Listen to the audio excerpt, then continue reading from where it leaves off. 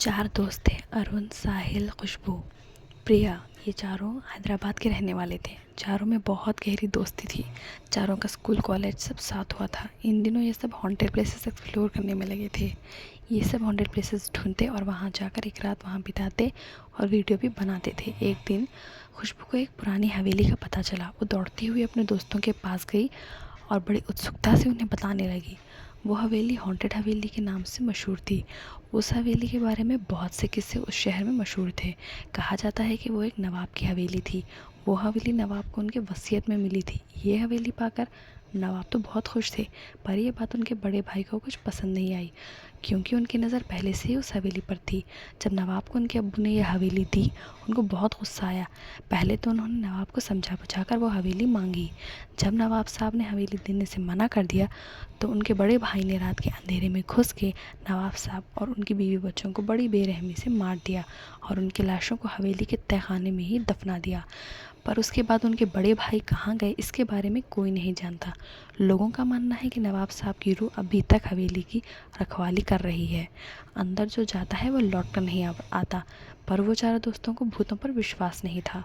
वो चारों दोस्त सुबह निकल पड़े उस हवेली के लिए पहुँचे। पहुँचते पहुँचते शाम हो गई। चारों ने पहुँचते ही कैंप्स लगाया और उसके सामने आग लगा दी और मज़े करते उन्होंने बारबेक्यू किया। गपशप कर रहे थे। उसमें रात के कब 12 बज गए उन्हें पता ही नहीं चला। अचानक हवेली के सामने बहुत सारे कुत्ते आ गए और बहुत भौंक रहे थे। अरुण और साहिल ने कुत्तों को भगाने की बहुत कोशिश की, पर कुत्ते अब बहुत भयानक तरीके से रोने लगे, जिसे सुनकर सब थोड़ा सहम गए। चारों हवेली के अंदर चले गए और जाते ही उन्होंने बहुत बुरी बदबू सूंघी। इधर उधर देखा तो एक बिल्ली मरी पड़ी थी, न जाने कब से। चारों आगे बढ़ गए, एक कमरे को ध्यान से देखने लगे और रिकॉर्ड करने लगे। जैसे ही एक कमरे का दरवाज़ा खुला, चमगादड़ उड़ गए।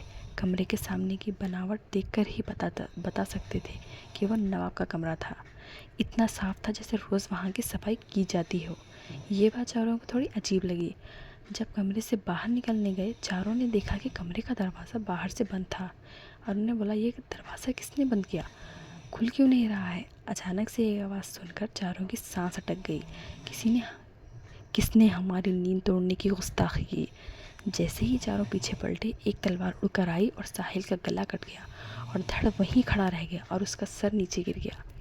तीनों डर के मारे चीख मारने लगे और कमरे का दरवाज़ा खोलने की कोशिश कर रहे थे। और दरवाज़ा खुल गया। तीनों सीढ़ियों से जल्दी जल्दी उतरने लगे। किसी आदमी की ज़ोर ज़ोर से हंसने की आवाज़ आई और सीढ़ियों से हाथ बाहर निकले और प्रिया को पकड़कर अंदर ले गए। ये देखकर खुशबू और अरुण डर गए। वो दोनों बहुत तेज़ भागे, मगर बाहर जाने का दरवाज़ा भी बंद था। फिर एक आवाज़ आई, यहाँ लोग आते तो अपनी मर्ज़ी से हैं, मगर जाते हमारी मर्ज़ी से हैं। जब दोनों पीछे पलटे तो वहाँ नवाब का भूत खड़ा था। नवाब का भूत बहुत डरावना था। लाल आंखें और सड़ा गला चेहरा था। वो बुरी तरह से हंस रहा था। नवाब के पेट में तलवार थी। जब उसने अपने पेट से तलवार बाहर निकाली तो खून की पिचकारियाँ उड़ रही थी। उसने तलवार बाहर निकाली और दोनों की तरफ फेंकी और उनके पेट में तलवार घुस गई। अचानक दरवाज़ा खुल गया और खुशबू को बाहर प्रिया दिखी। खुशबू आराम से बाहर आ गई। उसने प्रिया से पूछा, तुम अब तक कहाँ थी। प्रिया ने बताया, मुझे नहीं पता, मेरी आँख यहाँ खुली। दोनों अपने घर को लौट गए। इस बात को बहुत वक्त बीत चुका है, पर वो आज भी अरुण और साहिल को बहुत याद करती हैं। तो दोस्तों, क्या लगता है आप लोगों को, क्या हुआ था उन तीनों के साथ?